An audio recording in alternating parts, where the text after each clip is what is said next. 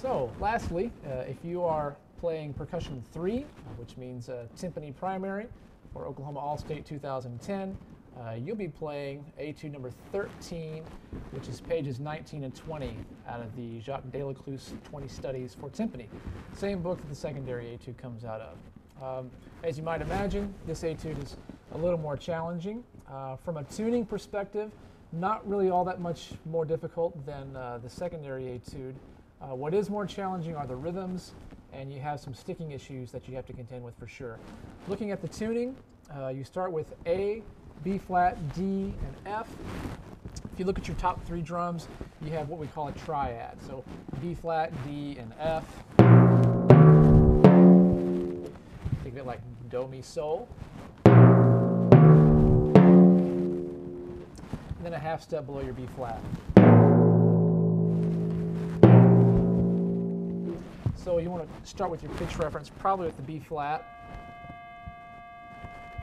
I use a little Dr. Beat for my tuning reference. And then as I go on, I try to do everything else with what we call relative pitch, or finding a pitch based on another pitch. So that way I'm not using a fork the whole time. But really, whatever method works for you, if you can do it discreetly and quietly and quickly, that's the key. So it can be a pitch pipe, a tuning fork. If you trust your ear enough to be able to go along without it, then you can do it that way for sure.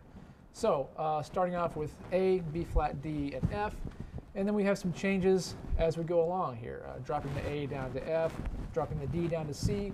The one pitch that does not change is the B flat. The B flat stays the same the whole time, so that's a good reference that you'll have all the way through. That way you don't get completely lost because you have one pitch that's always the same. So you kind of have that little home base to come back to. Okay. So some stickings that you'll want to look at in here, you probably won't be able to just alternate the whole time. You'll have a few doubles here and there. When I play this, I play it with a few double strokes kind of strategically. I don't want to play so many double strokes that the sound suffers. So I don't want to be doing a lot of doubles between different drums. I'll do that a couple of times, but I've tried to make it as clear as I possibly can when I play it. I try to kind of pull out those notes a little more. So be careful about the doubles. And one issue that really comes out in terms of the sticking right away on the first page, the fourth line, the bottom line of the first page, you have all these sextuplets here. This is in the second and third bar of the first page. I'm playing that with a lot of double strokes. So instead of playing it alternating, which would require some crossing,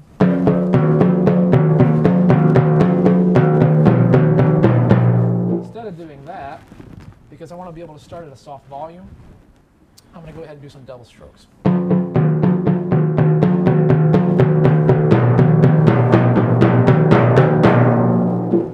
So that way when I play it quicker,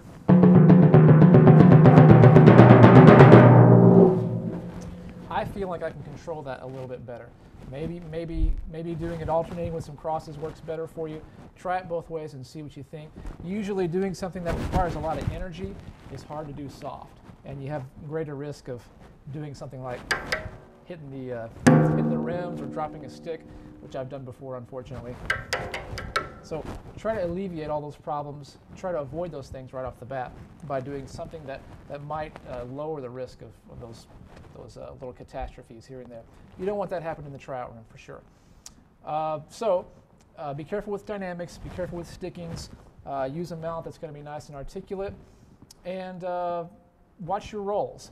Again, if you're playing with an articulate mallet, you got to be able to play smoothly. There's one roll spot, the last thing I'll mention, top of page 20, top of the second page, where you have these, you have to play the dotted 8/16 rhythm, all in rolls, so it's all sort of tied. This is the last two bars of the first line, page 20, the second page. So you have, I'm going to use these tunings right now, but you have this rhythm.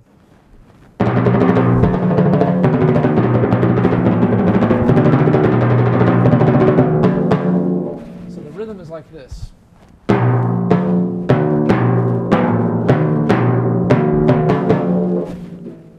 This will be on an F when you get there. So doing that smoothly is a real challenge.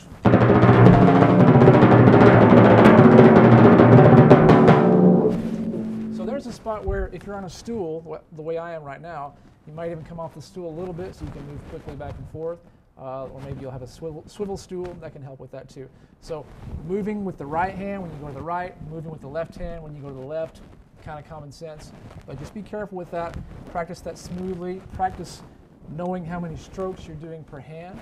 Sometimes I'm doing more than others, so I can kind of facilitate getting from one place to the next. Try to use common sense and do that smoothly if you can. So here it is, Delecluse 20 Studies for Timpani, page 19 and 20, number 13.